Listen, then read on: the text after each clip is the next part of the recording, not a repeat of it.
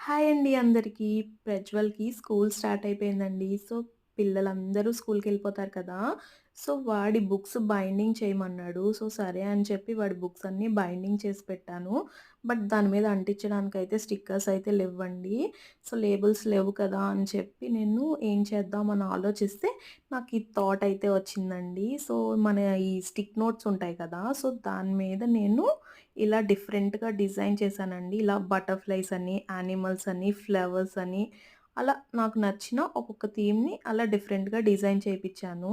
So, ప్రజ్వల్‌కి కూడా నచ్చింది draw చేయమని ఇచ్చాను.